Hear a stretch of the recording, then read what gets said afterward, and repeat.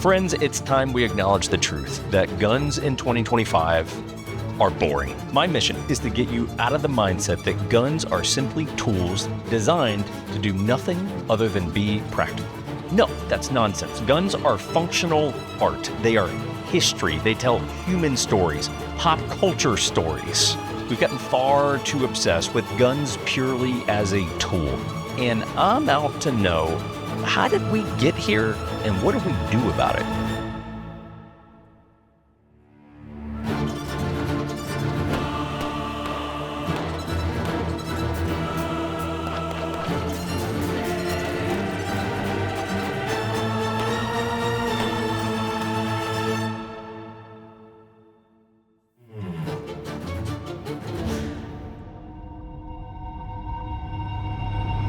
So how did we get to this point of cheap, stale, boring guns? And part of the answer is because the gun companies are going to go where the demand is, which means the question then becomes, why is there such demand for cheap, boring guns? And I'll give you two reasons. The first of which is us placing way too much emphasis on what the military community is using.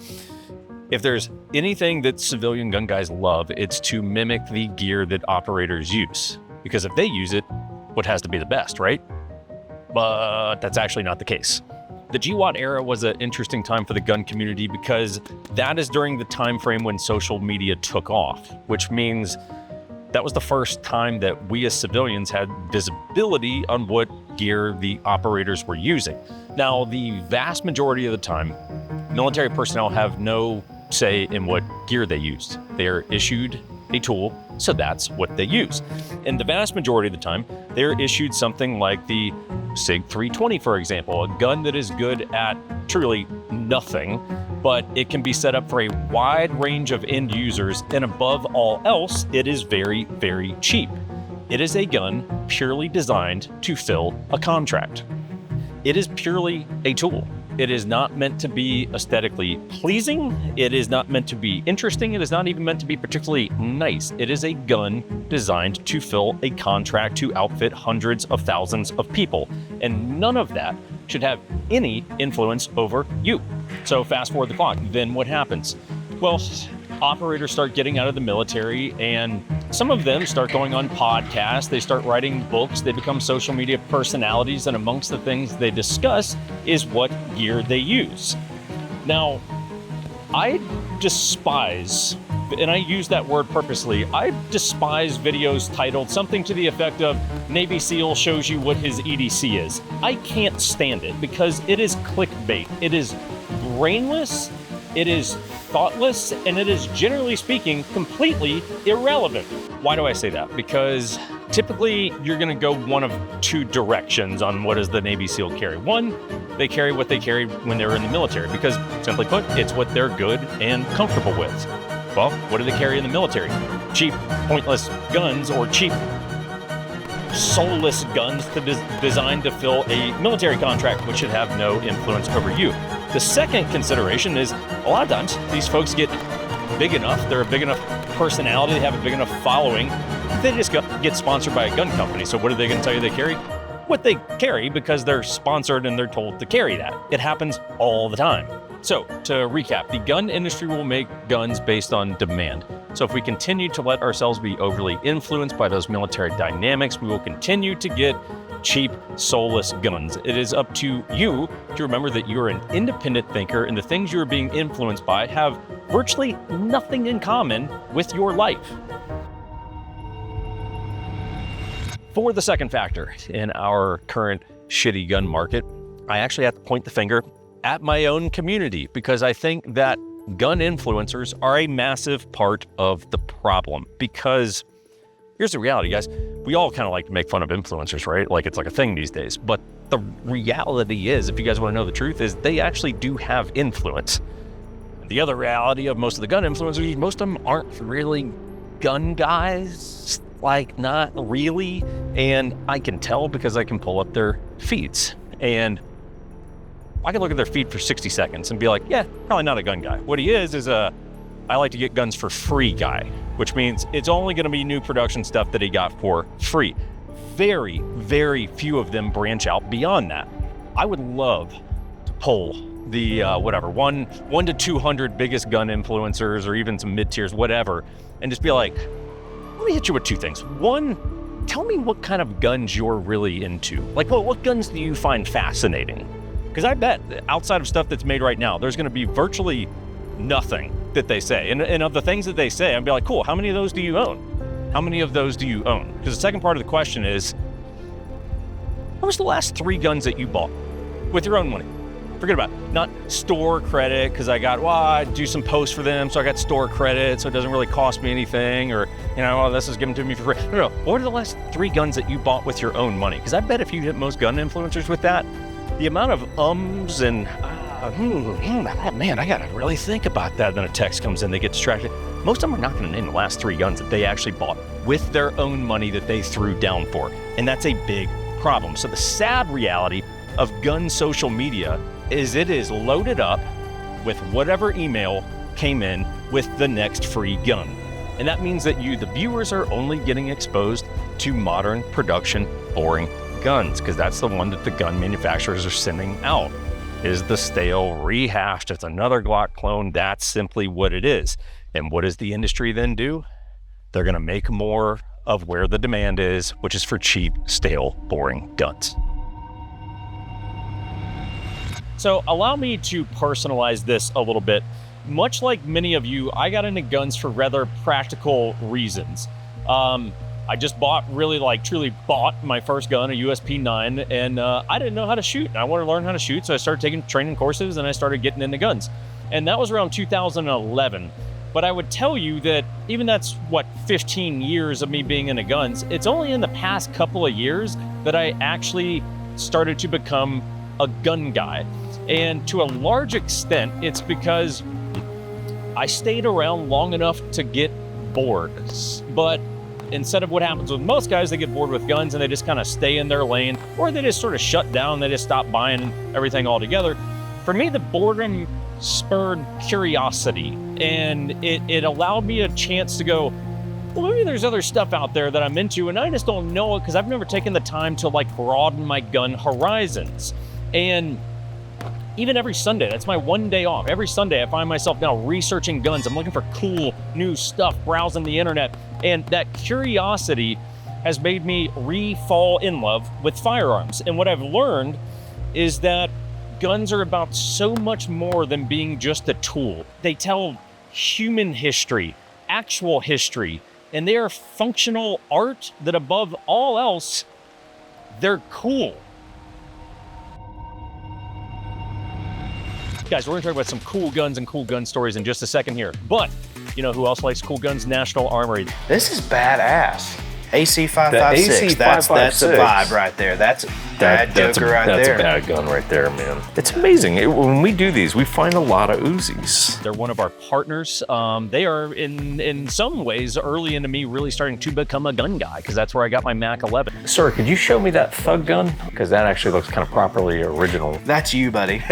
They are shop. They're out there in the Pittsburgh, PA area. They're also online. Just look National Armory. You will be able to find that. You can still see the niter blue is still on it. I mean, like that right there looks really big. This gun right here was used to supplement 1911 production during World War I. That's a sick gun. Great guys, really gun guys. They carry new and older stuff, vintage, neo-vintage, like the full spectrum, and that's the kind of shops that I'm interested in. They're one of the best shops in the country, so check out National Armory. You guys can plug in the code 1911. That'll save you 10% off of everything there. Really appreciate their support. And now it's time to talk about some cool guns. So here's the deal, guys. We all need to be around cool guns to give us a little bit of inspiration sometimes. So let's do a little storytelling. The 1911 is a very, very obvious one to get inspired about because it's a gun that somehow has stayed relevant for over 100 years. And that's no small feat, right? It's been with our military, serving as the sidearm and winning 2 world wars. But even aside from that, in 2025, the 1911 is the statement gun because a human being has to sit there with hand tools and file this to get it to perfectly fit together and function. It is truly functional art. The opposite of American craftsmanship, the Tech 9 is not only a piece of shit from Miami, but it is the most popular gun from 1990s American crime.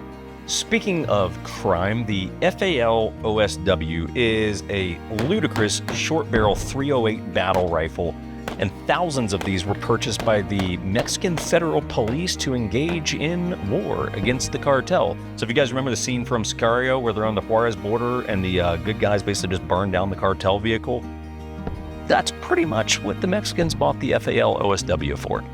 Bonnie Parker of the notorious Bonnie and Clyde gang chopped down an FN A5 to be carried under a trench coat and shot from the hip. It would be known as the Whippet gun.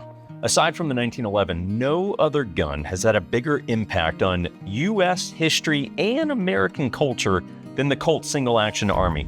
If you could only own 2 guns to represent being an American, the Colt single-action Army has got to be one of them. What if you wanted a matching set of 1911s, but you wanted one devoted to each hand? Well, in that case, you'd need a Cabot Southpaw set. These guns are completely identical, but completely reversed of each other, down to, perhaps my favorite fact I will tell you today, the bullets from the left-hand gun spin the opposite direction of the bullets from the right-hand gun. We might be thinking that sounds very expensive, and yeah, kinda, but this isn't. This Colt Police Positive I actually picked up on the Hunt for Gucci Guns Salt Lake, and as it turns out, the gun was sold from Colt to the Railway Express Agency in San Francisco in 1929. It was part of a 24-gun shipment. So 95 years ago, this gun was sold to, in essence, the UPS or FedEx of the day on the rails. Few guns boost your testosterone like the Smith & Wesson Model 29. Once the most powerful handgun in the world, the Model 29 is the definition of intimidation. Ultimately, it would become Clint Eastwood's gun in Dirty Harry. So how do you like them apples? Pump. This Mark III firearms high power exists only to do one thing: shit in the face of practicality and remind you that guns are supposed to be fun. So where do we go from here? It's a lot of information in a short period of time. Where do we go from here? Well, I will do my part if you do yours, and hopefully the industry can do theirs. On my end of the equation, I will continue to bring you what I believe to be fascinating guns, not all of which are current production. Obviously, there's going to still be current production, but some of which are not. That also doesn't mean that everything's going to be expensive. We talk about, cheap, boring guns, and it can lend this false illusion that, like, a gun has to be expensive to be interesting or cool. Not the case. We're going to keep bringing you more and more cool, cheap guns, okay? We're also going to bring you gun culture, things to really highlight how cool gun culture can be, like the Hunt for Gucci Guns or going to Hudson Farm, things like that. How about you? What can you do? Well, I would encourage you to stay curious. And if you're not curious about guns, get curious about guns, because there's so much cool stuff out there. I would just say don't stay within your small little circle of what you're interested in. Broaden your horizon. Maybe it's by watching different channels, maybe it's doing your own research, whatever it may be. But I would challenge everyone to find one thing this year that you want to get that's not currently on your list, probably not even made currently, where you're like, that's a cool gun, I'm fascinated by it, and I'm going to pick it up this year. And the industry, what can the industry do? So much. The manufacturers, the reality of it is they're going to continue to focus on the big product lines. But I also think that there is a massive opportunity to have a resurgence in the custom shop, right? If we think of the Colt custom shop or the Springfield custom shop, Smith & Wesson Performance Center, they really exist in name only these days. They're a shell of what they once were, and I believe that there's a big opportunity for a Smith, for example, to just say, like, yeah, we're gonna make the MPs, we're gonna make the stuff that keeps the lights on, but you know what, let's bring back the Performance Center, because they did really cool shit. And it doesn't have to be a big money maker for them. It's about showing, like, we're still Smith. We still make cool shit. Another thing they can do, all of these companies, all the manufacturers need one person, even if it's just one person in the marketing department who is an actual brand enthusiast. Because I promise you guys, when it's really frustrating and disappointing when you realize that most of the marketing departments don't have anyone there that actually knows shit about the brand. They know the talking points about the things that they currently sell in their catalog, and that's it. And if you go beyond that and you're like, well, what about the history of the company, some of the cool stuff they used to make, you're gonna get a lot of ums and ahs, and they're gonna be like, yeah, that probably some shit we should know, and you're damn right it is. So ultimately, the industry will go where the demand is. If we do not place a higher demand on the industry to raise their game and start bringing us cool stuff, we are going to continue to get what we've gotten. I will do my part, you do yours, hopefully they will do theirs. And just keep this in mind. Guns are the coolest freaking thing in the world, and it's up to us to make them fun again.